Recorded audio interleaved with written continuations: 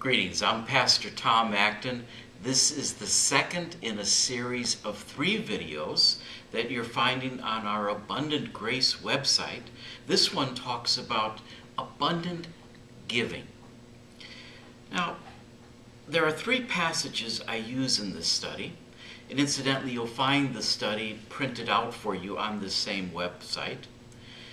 And all of these passages are written or recorded for you at the end of the site. 2 Corinthians 8, 2 Corinthians 9, and 1 Corinthians 16. A little background information. St. Paul is writing 1st and 2nd Corinthians. He's talking about the generosity of the Macedonian churches and encouraging the church in Corinth to finish contributing like the churches in Macedonia. He's just using them as an example. And I try to take some passages from there and apply it to your life, my life, our churches today. St. Paul says, "We want you to know about the grace of God that has been given among the churches in Macedonia, because in a severe test of affliction, the abundance of joy and their extreme poverty have overflowed into a wealth of generosity on their part." Key passage here. What does St. Paul want them to know? He wants them to know about the grace of God. We all want you to know about the grace of God. You want to recognize the grace of God in your life, this undeserved mercy that God is just pouring out. St. Paul references it. He says there's a severe test of affliction for this small, poor congregation in Corinth. There's some pretty lousy things going on. There's a bit of persecution to these early Christians. Nothing like we're experiencing, but he says they're responding joyfully, overflowing with generosity. In fact, many of the converts are under persecution, but they have an abundance of generosity that is overflowing. It's interesting, in the original Greek language here, the word abundance and overflowing, same word, just the noun version of it, and the verb version of the same word, abundance, overflowing. St. Paul says they gave according to their means and beyond. What would be a modern example of giving according to your means and beyond? They gave based on their income. If one's income increases or decreases, do you change your giving?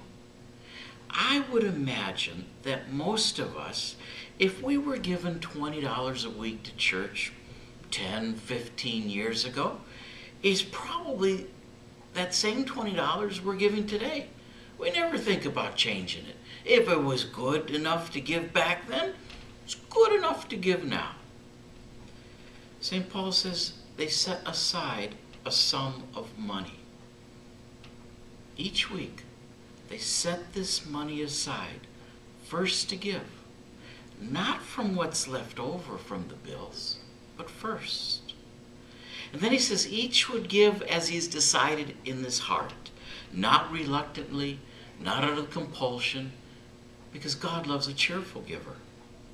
There are 3 phrases that St. Paul uses to describe the giving among these people, in keeping with their income, what they've decided from their heart, and cheerfully. I'll go out on a limb here and suggest that most of us don't give that level of thought to the gifts we make each week when we go to church. Why do you give to church? The Macedonians, St. Paul wrote, gave according to their means and beyond. It was far more than Paul expected. Even though the churches, like I said, were poor, persecuted, no extra money, they in fact plead for an opportunity to get involved with more giving. begging us earnestly, Paul says, for the favor of taking part in the relief of the saints. I've never had anybody come and beg to give more money to church. I'm waiting for it. Might still happen. Hasn't happened yet. Why did they give so generously? Not out of a sense of obligation.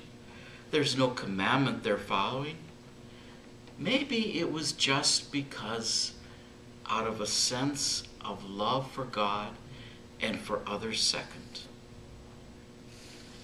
St. Paul reminds the people that he's not commanding them to give, that he simply is sharing a genuine invitation to share their love from God to others.